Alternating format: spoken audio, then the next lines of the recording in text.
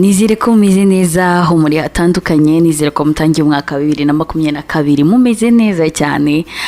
Nje kubagezaho igice cya kabiri cy'inkuru y'uko nakunze, inkuru y'umukobwa watwise kandi ari isugi. Ni inkuru ifite titre igira iti ndi isugi ariko ndatwite. Ubushize twe twagarukiye mu gice cya mbere, twe twagarukiye aho bari bageze kwa doctor amaze kwemeza ko kuko umukobwa ari isugi kandi koko gatwite. Hanyuma umukobwa mubaza niba yarigeze guhura n'ikibazo nk'icyo ngicyo cyangwa se na kese y'umuntu ufite ikibazo nk'ike. Atangira kumbwira ko hari umukobwa yigeze gukurikirana wahuye n'icyo kibazo ndetse ko we yari afite umukunzi. Kankomeze nuko umukobwa byivugira. Dogita yatubwiye inkuru y'uwo mukobwa, numva niyange neza neza. Mu by'ukuri kuba nafite umukunzi suko ntigeze kumugira. Naramugize pe, mukunda cyane, ariko we mbona hari ibindi nkurikiranyeho, mfata umwanzuro wo kubivamo. Nababwiye ko nari umukobwa utava mu rugo, ariko nubwo ntavaga mu rugo najyaga gusenga, ku buryo abantu nabaga mvugana nabo nubwo bitabaga wenda ari cyane babaga arabo twahuriyeho nasengeraga. Nagize gutya rero murirayo n'umusore, tugikubita n'amaso mira nk'umuntu ufashwe n'amashanyarazi. Yari mwiza pe, byongeye kubona umusore mwiza usenga wubaha Imana, numvise bintunguye. Nakomeje kujya njya gusenga nkamubona, tugahuza amaso akamwenyura, ariko ntituvugane kubera ko naramubonaga igitima kikadiha, nkabona ntabona aho mpera muvugisha. Undi mutima ukambwira uti ashaka no kutakuvugisha wenda. Nisanze rero ndi wa muntu uva gusenga nkumva atari njye uzarota umunsi ugera ngo nsubireyo kugira ngo nzabone wa musore byibura mwitegereze. Igihande yakundaga kwicaramo nari nkizi, nanjye nkicara hafi aho mbasha kumureba neza, nkumva rwose biranyuze, nkumva ndanezerewe. Uko namuteraga akajisho niko nawe yabaga ndeba. Rimwe rero turi gusohoka twarakubitanye, aransuhuza nanjye ndikiriza, ariko mpita nihuta ndataha. Ubutaha rero tugarutse gusenga twarasohotse, arantangira ambaza impamvu iteka nsohoka nihuta, mubwira ko mfite imirimo myinshi ngiyemo, ambaza aho ntuye numva arahazi, ambaza niba nzitabira iminsi mikuru yari iri gutegurwa aho twasengeraga, mubwira ko narabipanga, ahita nsaba ko nazaza tukajyana kubireba kubera ko nawe aribwo bwa mbere azaba bigiyemo. Narabyitabiriye turicarana, ariko nyine igitima cyabaga kiri kudiha, gusa ubwo bwoba bwari bwuzuye ibyishimo kuko noneho nari mbashije kuvugana no kwicarana n'umusore mwiza nari maze igihe nitegereza. Twakomeje kuba inshuti, nyuma ngenda mutinyuka gake gake, yaje kunyereka zimwe mu nshuti ze n'ababyara be turamenyana, ariko ntitwagirana ubushuti bukomeye kubera ko nari ndi wa mukobwa wo mu rugo udakunda ibigare. Mbona kuba inshuti nyine nabo cyane bizakurura ibintu byo gukururana, kandi ntago byari ibintu byanjye pe. Rimwe rero wa musore w'inshuti yanjye yagize isabukuru cyangwa se anniversaire. Kuzine we arampamagara arambwira ati mubyara wanjye nta yindi nshuti yigeze anyereka inaha, fasha rwose tumukorere surprise ntoya. Nabajije musaza wanjye niba kujyayo hari icyo bitwaye, arambwira ati nta kibazo, cyane ko nari ndi umukobwa mukuru warangije ayisumbuye, ariko ibyo ntibyamubuzaga kumpangayikira nk'agashiki ke gatoya. Nagezeyo rero nsanga mubyara we yatumiye abandi bantu ntazi, hari umuziki barabyina, ikirori kibikirori, kuko njyewe ntari menyereye ibintu by'urusaku. Wa musore yabonye ko nsa nk'uwabangamiwe, ansukira icyo kunywa, twitarura abandi tugenda twicarana mu busitani. Mu gihe tutaramara umwanya munini mu busitani turi kuganira, imvura yaraguye, biba ngombwa ko tuhava tujya mu nzu. Ashyiramo tuziki dutuje tw'urukundo, cyane ko arizo ndirimbo nakundaga, ubundi turatwumvana twicaranye tuganira. Numvaga ikibatsi cy'urukundo kingurumanamo, ariko ntashobora kumubwira ko mukunda, cyane ko nawe ubwe yaratarambwira ko ankunda. Muri icyo gihe cyose nubwo rwose amaso yacu yabaga bigaragaza, narabibonaga pe, n'abandi barabibonaga bakabona ko twese dukundana, ariko nta numwe wari wakabibwiye undi. Bwasaga nkaho butangiye guhumana, yaranyegereye amfata mu kiganza ansaba ko twabyina kamwe muri utwo turirimbo twari turi kumva. Narabyemeye kubera ko nubwo nari ndi umukobwa wahuye n'ibibazo, ariko ntago nari ndi umuturage, kubyina nari mbizi pe. Twabyinnye akaririmbo, karangiye arambwira ati naho ziteka nifuza kuzagirana nawe ibihe byiza nk'ibi. Uri mu bantu bankundishije gusenga, kuko ntarakubona najyagayo rimwe na rimwe, ariko aho nakuboneye sinashoboraga gusiba ngo binkundire. Nagukunze ntarakuvugisha, tuvuganye birushaho. Natinze kubikubwira, mbanza gutegereza kugeza kuri uyu munsi.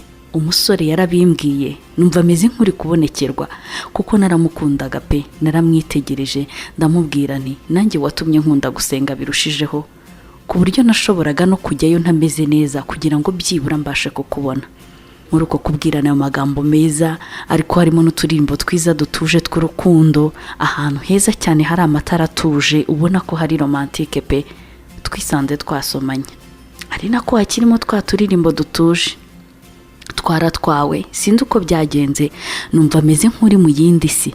Imyenda sinamenye igihe twayikuriyemo, nashidutse turyamye, mbona neza tugiye gukora ibyo ntarakora na rimwe. Nagize ubwoba, umutima uradiha, ndatitira, mbira ibyuya. Wa musore arabibona, arangije arambwira ati ese ntunkunda ko ufite ubwoba? Naramubwiye nti ku isi iki kiri mu bintu ntarakora na rimwe kandi siniteguye kugikora nubwo ngukunda pe. Yarambwiye ati ntacyo bitwaye, gusa mfasha rebe ko nakemura ikibazo mfite, ibindi uhumure rwose ntabyo dukora kuko sinakwangiza ngukunda. Ndabizi neza ko igihe nyacyo nikigera bizakorwa. Numvise ndubutsemo kubera ko yaranyejeje ko ntacyo turi bukore. Yandyamye mu gatuza arampobera cyane, ngiye kumva numva ibintu bishyushye bimanutse ku matako yanjye, n'ahandi hose numva birahageze. Ndwana no kwihanagura, nsohokaho nirukanka ndataha. Nageze mu rugo umusaza wanjye adahari kuko muri iyo minsi yarafite ikiraka yarasigaye akora ijoro. Naricaye ntekereza aho mvuye, ntekereza ibyo nari ngiye gukora n'ibimbayeho, numva meze nk'umuntu urokotse urupfu. Natangiye gutekereza kuri wa musore mwiza nakunze n'ibyo yarankoresheje, ndavuga nti ubu nuko ari ubwa mbere, nindamuka muhaye andi mahirwe yo guhura twenyine umutego nzawugwamo noneho tu. Naravuze nti ubu se koko ari uko rwose ntigeze nywa inzoga? Iyo bagira nk'ikintu bakirira mu kirahure cyanjye koko ubu simba nakoze amahano? Nibajije byinshi ku buryo yanampamagaye nanga kumwitaba. Natangiye kwibuka impanuro zose musaza wanjye yampaye, ndavuga nini nkomeze uru rukundo n'ukuntu uyu musore nkurura, n'ukuntu mubona nkumva ndashidutse, nshobora kuzisanga narenze ku byo niyemeje. Nafashe umwanzuro wo kumwima umwanya no gutangira kumwikuramo. Musaza wanjye yambajije uko ikirori cyagenze, mubwira ko byari sawa ariko sinamubwira ibyo byose byambayeho. Nagiye gusenga, wa musore ndamubona anyitegereza atankuraho ijisho, narasohotse nawe ansohokaho ambaza impamvu ntakimwitaba, mubwira ko fone yanjye yapfuye kubw'ibyago rero birasonnye. Abona ko namubeshyaga. Yarambwiye ati mbwiza ukuri, ati se bifitanye isano n'ibyabaye cya gihe? Ati se ko ntacyo twakoze, ko nubashye umwanzuro wawe, urumva utabunjijije ubusa koko? Naramurebye mbura icyo mubwira. Ndamubwira nti mpakanya mbanze mbitekerezeho, nzaguhamagara nkubwira icyemezo cyanjye. Yarambwiye ati ushobora kuzatinda kumpamagara, basi mpobera ngo usezere. Naramuhobeye, numva ntangiye gucika intege kwa kundi uhobera umuntu ukunda ukumva utangiye gutwarwa, ariko ndikomeza. Ndamubwira nti umbabarire, ndagukunda ariko siniteguye guca mu bibera mu rukundo byose, ubanza narageze igihe nyacyo cyo gukundana. Yarambwiye ati wifata umwanzuro uhubutse, genda ubitekerezeho nk'uko wabinsabye, uzambwira icyo gukora. Kuva ubwo sinongeye kumuvugisha, nasibye nimero ze, nsiba n'izamubyara we, no kujya gusenga narabiretse ngo ntahura nawe. Yazaga kundeba ngafunga, akagira ngo nta muntu n'umwe uhari. Naramukwebye bishoboka, ntangira kumwibagirwa. Nyuma yaje kwimuka ava muri ako gace twari dutuyemo, mbimenye ntangira kubaho nk'uko nabaga hataraza. Ubuzima burakomeza, noneho nsubira no gusenga. Dr. yamaze kumva inkuru yanjye arambwira ati uwo musore urongera umushake, ushaka uko muvugana kuko niwe se w'umwana utwite. Niba koko ibyo tubwiye ari uko byagenze, agomba kumenya ko we nawe mwitegura kwibaruka. Biragoye ko azemera ko inda ariye, ariko nta byangu uzamusaba azapimisha ikizami cya DNA cyangwa se ADN, amenye niba koko ari we waguteye inda. Numvise isi nyizengurukiyeho, nibuka ukuntu namukatiye nabi, nibuka ukuntu namuretse mukunda, nibuka ukuntu byantwaye imbaraga kugira ngo mwibagirwe, ariko ndavugane ni hahandi siniteguye gukuramo iyinda. N'ubundi nzabyara uyu mwana, ninabihisha umwana azambaza se, ni hahandi bizamenyekana, kandi kuzamubwira ko nabyaye umwana we noneho yarakuze cyane, nabyo bizambera ikibazo gikomeye.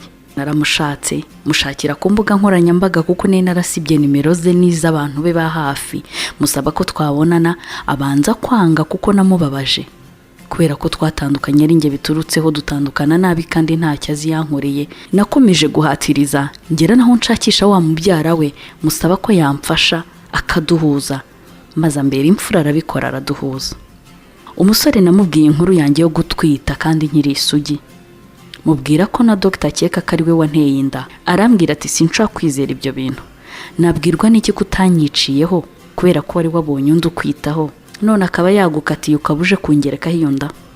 Narababaye ngira umujinya mpita mpaguruka ndamubwira ntiwabyemera utabyemera ndatwite kandi niwe wanteye inda nubwo ntacyo twakoze, ariko urabizi neza ko intanga zawe zangezeho. Ati none kuri isugi ubwo zinjiye zite? Yanze kubyizera, tubwirana nabi, tubwirana amagambo atari meza.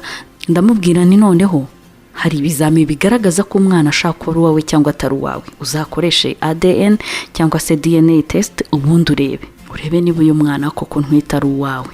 Twaratandukanye ntiyongera kumvugisha, nanamuhamagara akankupa. Muganga namusabye ko yakomeza kunkurikirana ndetse musaba ko yazankorera cesarienne kugira ngo umwana atazaca hasi ngatakaza ubusugi bwanjye, se ntazigere yizera ko ibyo navugaga byari ukuri. Nageze igihe ndabyara, musaza wanjye amba hafi uko ashoboye, umwana yigiye hejuru ho gato. Wa mubyara wa musore wa mukuzine we yaje kunsura, afotora umwana aragenda yereka mubyara w'amafoto.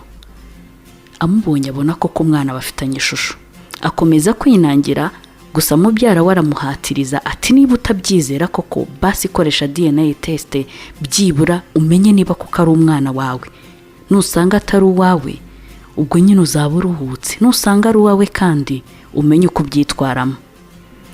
Umusore yarabyumvishe yiyemeza gukoresha DNA test. Byaranamuhenze cyane kuko icyo gihe byasabye ko bikorerwa hanze y'igihugu. Ibisubizo byaraje byemeza ko kuko umwana ari uwe 99.9% ko umwana ari uwe. Umusore byaramutunguye cyane, yibaza ibintu byose namubwiye, yibaza na wa munsi twe tugiye kuryamana ariko nkamubwira ko ntigeze ndyamana n'umuntu na rimwe. Aravuga ati kuki ntigeze mbyizera, kuki ntigeze nemera byibura kumufasha ngo mena aragiye muha n'udufaranga dukeya kugeza umwana wanjye ahageze ahangaha. Nkaba ahubwo naratanze amafaranga arenga miliyoni ngo ngiye gupimisha DNA test. Ayo mafaranga akaba yarafashije umwana wanjye, yaricujije cyane. Ibyo nibyo nabwiwe na mubyara we. Umusore yaje kunsaba imbabazi kubera ko atabashije kunyizera, ansaba ko yagira uruhare mu burere bw'umwana ndetse ko twasubira mu rukundo. Ariko rwose kongera kumwizera ngo mukunde byarananiye pe, kubera ko sinjye nibagirwa ukuntu namusabye ubufasha, nkamwoherereza ibisubizo bya ecography bigaragaza igihe nyacyo nasamiye, nkamuhuza na doctor, nkamubyarira umwana basa, akanga kunyizera akumva ko ndi umubeshyi. Musaza wanjye yarambwiye ati wa mwanga wamukunda ni papa w'umwana wawe, ugomba kumwemerera akagira uruhare mu burere bw'umwana akabone niyo utamukunda.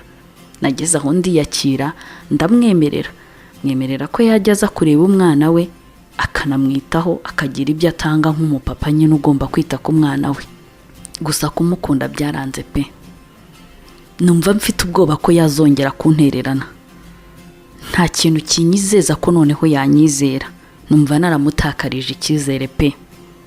Gusa abantu babanca intege bambwira ngo ninshaka mukunde kuko niwe twabyaranye, ngo kubera ko ngo biragoye ko nazabona undi musore unkunda, ndi umukobwa wabyaye none narabyariye iwacu.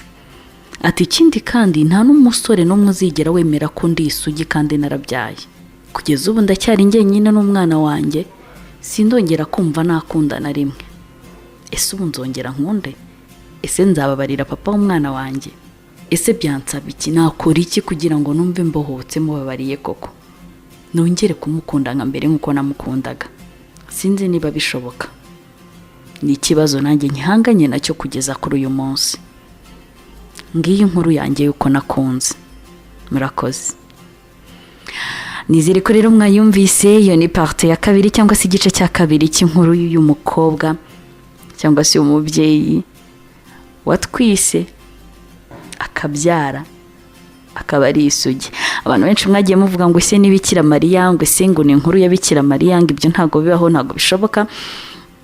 Ariko ku bushakashatsi nakoze birashoboka cyane ko umuntu yasaba hatabaye penetration cyangwa se hatabaye kwinjira kw'imyanya ndangagitsina y'umugabo mu y'umugore. Birashoboka cyane igihe cyose intanga zishobora kuba zahura n'imyanya y'ibanga y'umugore, birashoboka. Niyo mpamvu rero mugomba kwitwararika mu byo mukora byose kugira ngo namwe mutazisanga mwatwise mutari mwabiteguye cyangwa se mwanateye inda mutari mwabiteguye. Mwakoze cyane, iyi nkuru mwayumvise. Niba nawe ufite inkuru yawe y'urukundo, si ngombwa ko iba ari inkuru y'igitangaza idasanzwe, iyo ari yo yose. Ashobora kuba ari ikintu kibi wahuye nacyo mu rukundo, ashobora kuba ari igikomere wahuriye nacyo mu rukundo, ashobora kuba ari ikintu cyiza wahuriye nacyo mu rukundo, ashobora kuba ari inkuru yafasha abandi bahuye n'icyo kintu bari kwibaza uko bagisohokamo kuri uyu munsi cyangwa se bari kwibaza uko babigenza kuri uyu munsi. Wayidusangiza, watwandikira kuri WhatsApp cyangwa se message isanzwe kuri 0739984747. Ndi Grace Kageme, ndabakunda cyane.